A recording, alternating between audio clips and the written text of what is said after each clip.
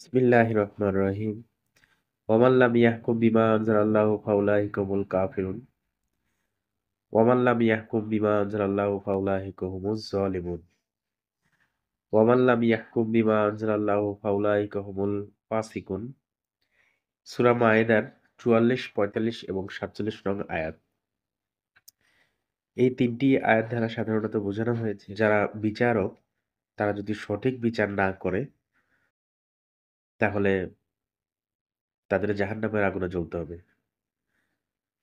একটি হাদিস দ্বারা বর্ণিত আছে, হযরত বুরাইদা রাদিয়াল্লাহু তাআলা আনহু হইতে বর্ণিত, রাসূল সাল্লাল্লাহু আলাইহি ওয়াসাল্লাম বলেছেন, বিচারক হলো ৩ প্রকার, যার ১ প্রকার জান্নাতে যাবে এবং বাকি ২ প্রকার জাহান্নামে যাবে।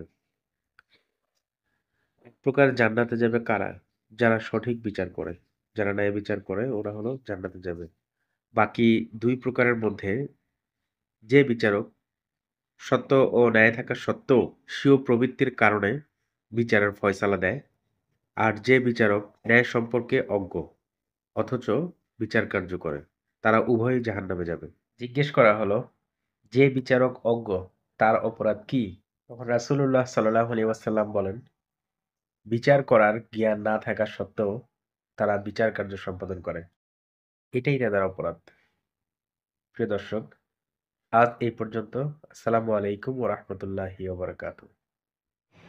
একটি গুরুত্বপূর্ণ হাদিস যা আমাদের সকলেরই জানা প্রয়োজন। হাদিসটি হচ্ছে হযরত আবু হুরায়রা রাদিয়াল্লাহু হতে বর্ণিত, রাসূলুল্লাহ সাল্লাল্লাহু আলাইহি ওয়াসাল্লাম বলেছেন, ৩ ব্যক্তির সাথে মহান আল্লাহ রাব্বুল আলামিন কিয়ামতের দিন কথা বলবেন না, তাদের দিকে দৃষ্টিও দিবেন না এবং তাদের পাপ মুক্ত করবেন না, আর তাদের জন্য রয়েছে যন্ত্রণাদায়ক শাস্তি। প্রিয় দর্শক, কোন ৩ ব্যক্তি? চলুন আমরা সেই ৩ ব্যক্তি সম্পর্কে পরিচিত হই। প্রথম ব্যক্তি, ১ নম্বর ব্যভিচারী বৃদ্ধ, ২ নম্বর মিথ্যুক শাসক, ৩ নম্বর অহংকারী গরিব। এবার আমরা এই ৩ ব্যক্তি সম্পর্কে সংক্ষেপে একটু ব্যাখ্যা করি। ১ নম্বর ব্যভিচারী বৃদ্ধ। ব্যভিচারী বৃদ্ধ বলতে আমরা তাদেরকে বুঝি যারা বাসায় বউ বাচ্চা থাকা অবস্থায়ও অন্য নরনারীর সাথে ফোন আলাপ কিংবা গোপনে আলাপ কিংবা অন্য কোনো সম্পর্কে লিপ্ত থাকে, তারাই হলো ব্যভিচারী বৃদ্ধ। ব্যভিচারী বৃদ্ধ বলতে আমরা এক কথায় তাদেরকেই বুঝি। ২ নম্বর মিথ্যুক শাসক, অর্থাৎ ভোটের আগে আমরা বিভিন্ন রকম প্রতিশ্রুতি দিই, মিথ্যা কথা বলি, আমরা অমুক করব তমুক করব, কিন্তু ভোটের পরে আমরা সেটা আর করি না।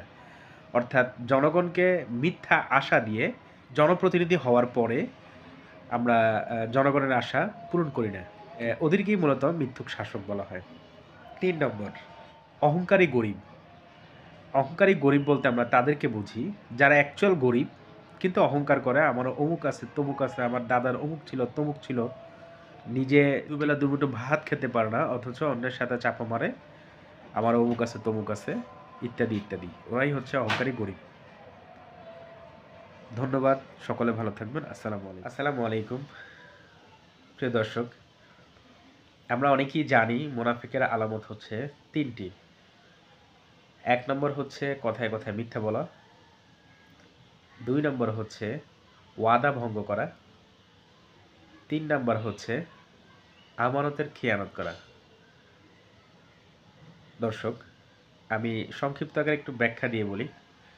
কথায় কথায় মিথ্যা বলা, এটা তো বুঝতে পারছি আমরা আশা করি।